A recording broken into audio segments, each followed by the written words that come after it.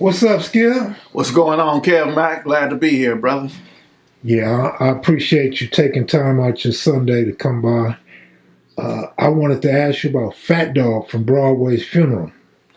Were you in attendance? Yeah, I was there. I was at Fat Dog's funeral, man. It was probably one of the best.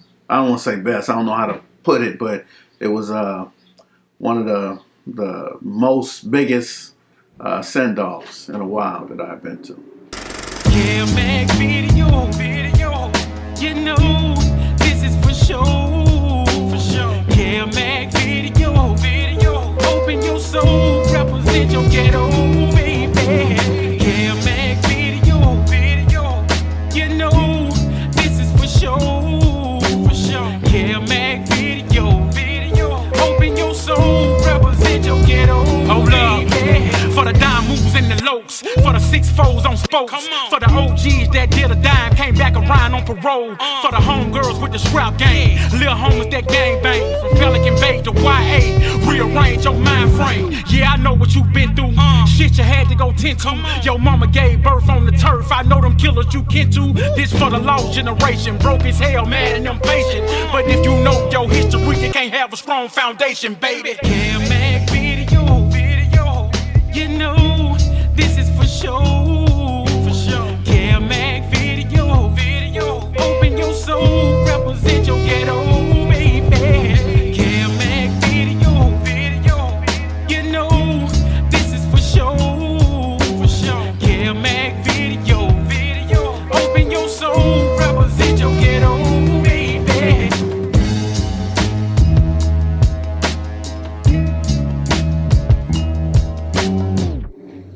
Did you know Fat Dog? Yes, I know Fat Dog. And where'd you know him from? I knew Fat Dog from doing the work, but he knew me before that. So Fat Dog was a part of, back in the days, having money. And I was always the fly on the wall trying to have money while they was having big money.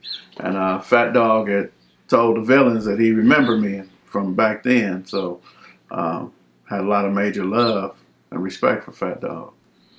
Man, when I seen the pictures on social media, I was like, damn, Fat Dog had a lot of influence throughout South Los Angeles. And so that's what I wanted to talk to you about, man. Can you describe what the funeral was like? Oh, man, I could do some roll calling, man. Zane and Hoover Sam was there with Mumps and Pretty Boy and Whitey from the East Side, Q-Bone from Five Deuce. You had the 4 Trays there, the 4-pack, all the 40s was there from the East Side. The Avalons was there. 8 Tray Gangsters was there. Santana Blocks from Compton was there. Inglewood Family was there. Harlem Crips was there. Man, I'm leaving. You know, I'm sure a lot of them out.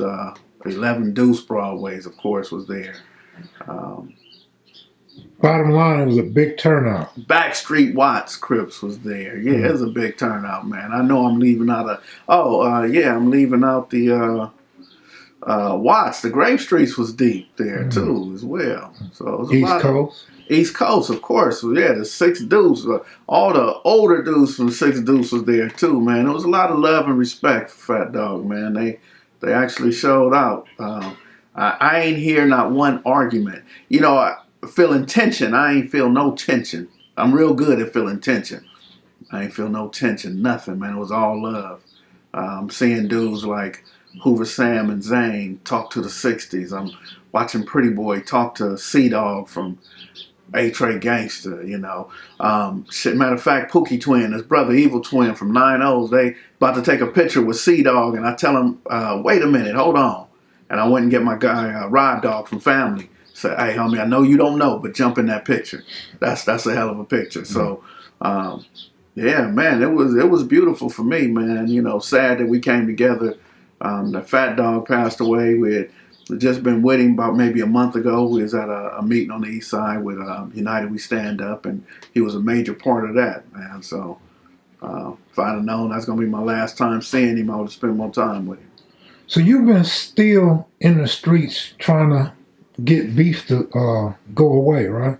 Yeah, I'm still active with it, man. I was Monday and Tuesday I was with the youngsters, man, when they were wanting to kill each other, and I had to call some of their big homies to get them to talk. However they talk, man. I don't care what they talk about, but can we leave here at peace? So that was just last Monday and Tuesday, and it keeps going. It don't stop. Was there any peace talks at Fat Dog's funeral? Yeah. So the one person who was talking really about, Whitey was talking about peace to the 5 Deuce, telling them the 4 Trays was coming, and Fat Dog's history. Whitey was the man over there back in the day, so Fat Dog was coming up. And he told the 5 Deuce Broadways, I'm sure a lot of them knew already, but he was saying, man, the 4 Trays used to, get they stuff from Fat Dog. Fat Dog worked with him, man. They was cool. Wasn't no beef. Wasn't no, killing and arguing with Fat Dog. So that was the first person. But the second person was Pretty Boy. When he was sitting there talking to C-Dog, and he said, man, we got to get a hall so we could have these talks. So I was laughing. I said, oh, y'all talked in juvenile hall? And C-Dog said, nah, and we was in prison together, though. So, but Pretty Boy broke it down and said, no, I'm talking about let's rent a hall, man, and get everybody together. We shouldn't come together like this when somebody died. And as he's saying it, man, I'm looking over at Zane and Hoover Sam, and I'm thinking, man, it's some beautiful shit. There's some real beautiful shit going on right here. Was it a lot of youngsters at that funeral? It wasn't a lot of youngsters at the funeral, but it was youngsters there. So, I mean, the funeral, let's just say if it was about 500 people at the funeral, at least 50, 60 youngsters were there. They was youngsters from 5 Deuce, youngsters from East Coast, and youngsters from 4 Trays there. 11 Deuce Broadway youngsters was there too. G. Perico was there. He had a couple youngsters with him. So, yeah, the youngsters was there, no question. So if there was a hall to be rented, do you think the youngsters could function with the older guys on a peace movement? I think if there was a hall rented, I think that the older dudes got to get their youngsters start working with them. And even then, sometimes you'll be surprised. So like last week, I got Rod Dog from Family with me, Inglewood Family, and I'm telling him about Lil AD from 60s. And we going to meet him, we going to talk or whatever. So we pull up to the location. When Lil AD got out the car, he immediately bypassed me and went right to Rod Dog, shook his hand, they hugged and smiled at each other. These motherfuckers know each other already. They just ain't telling nobody. You know what I mean? I'm like, y'all know each other? And Rod Dog, you sitting there, let me tell you about this dude? And you ain't even say you knew him. It's the same thing with Ron and Kijana from Bandit from Family. These dudes love each other, man. So once we talked to the youngsters, and now Munchie B's on board, you know what I mean? And that was my nemesis from back in the days. He was telling people we ain't with peace, ain't doing peace, but now, shit, man, that dude loves me now, where, shit, he was ready to have me hit in the back of the head for bringing peace.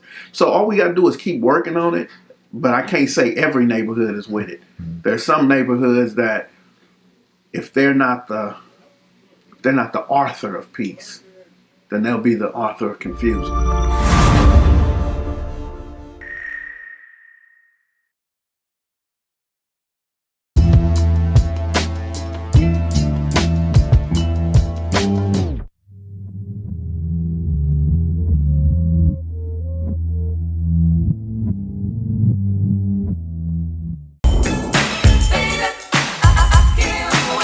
True stories. True stories. True stories. True stories. True stories.